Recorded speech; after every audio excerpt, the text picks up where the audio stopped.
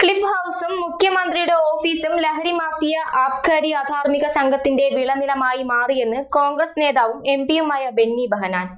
3.5 കോടി ജനങ്ങൾക്കുമേൽ 6 ലക്ഷം കോടി കടബാധ്യതയുണ്ടാക്കി വെച്ചാണ് ഇടത് സർക്കാരിന്റെ വികസനമെന്നും ബെന്നി ബെഹനാൻ. മുഖ്യമന്ത്രി രാജിവെക്കണമെന്നാവശ്യപ്പെട്ട് DCC കളക്ടറേറ്റിന് മുമ്പിൽ സംഘടിപ്പിച്ച ധർണ ഉദ്ഘാടനം ചെയ്ത് സംസാരിക്കുകയായിരുന്നു അദ്ദേഹം.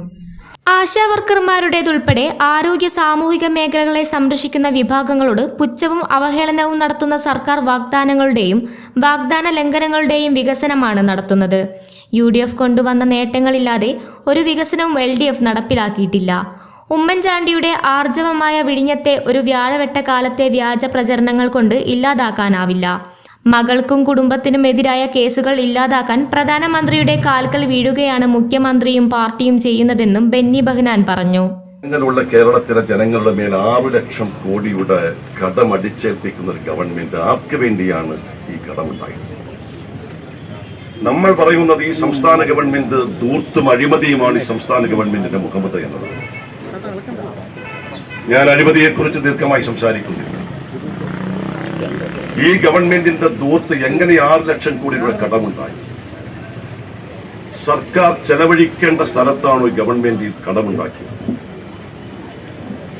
നമ്മുടെ സംസ്ഥാനത്ത് ജീവനക്കാരുണ്ട്, അവർക്ക് വേണ്ടത്ര സമയത്ത് ശമ്പളം കൊടുക്കാൻ ഈ ഗവൺമെന്റ് കഴിയുന്നില്ല,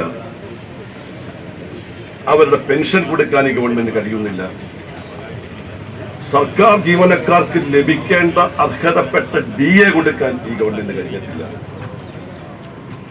കാലാകാലങ്ങളിൽ സർക്കാർ ജീവനക്കാർക്ക് വേണ്ടി നടപ്പാക്കേണ്ട ശമ്പള പരിഷ്കരണം നടപ്പാക്കി അത് കൊടുക്കാൻ ഈ ഗവൺമെന്റ് കഴിഞ്ഞിട്ടില്ല. 6 ലക്ഷം കോടിയുടെ കടം എങ്ങനെയുണ്ടാകും? DCC പ്രസിഡന്റ് A തങ്കപ്പൻ അധ്യക്ഷത വഹിച്ചു.